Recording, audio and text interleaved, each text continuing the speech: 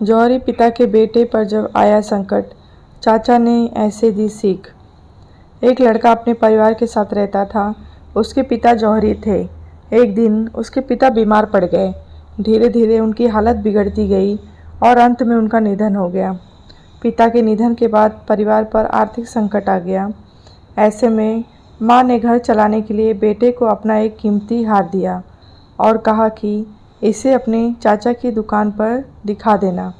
वे भी एक जौहरी हैं, इसे बेचकर जो पैसे मिलेंगे वह ले आना। लड़के ने अपने चाचा को जब यह हार दिखाया तो चाचा ने हार को अच्छे से देखा और कहा कि अभी बाज़ार बहुत मंदा है, इसे थोड़ा रुक कर बेचना तो अच्छे दाम मिल जाएंगे।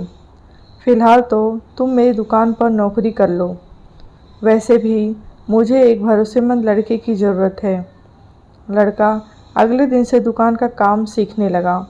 वहाँ उसे हीरो व रत्नों की परख का काम सिखाया गया। अब उस लड़के के घर में आर्थिक समस्या नहीं रही। धीरे धीरे रत्नों की परख में उसका यश दूर दराज के शहरों तक फैलने लगा। दूर दूर से लोग उसके पास अपने गहनों की परख कराने आने लगे। एक बार उसके चाचा ने उसे बुलाया और कहा कि जो हार तुम बेचना चाहते थे उसे अब ले आओ।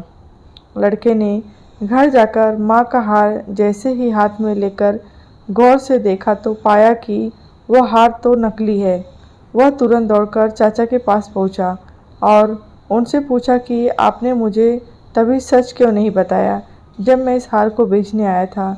इस पर चाचा ने कहा कि अगर मैं तुम्हें उस समय सच बताता तो तुम्हें लगता कि संकट की घड़ी में चाचा जी भी तुम्हारे कीमती हार की नकली बता रहे हैं और तुम्हें मुझ पर यकीन नहीं होता। लेकिन आज जब तुम्हें खुद ही गहनों की परखने का ज्ञान हो गया है तो अब तुम खुद असली नकली की पहचान कर सकते हो।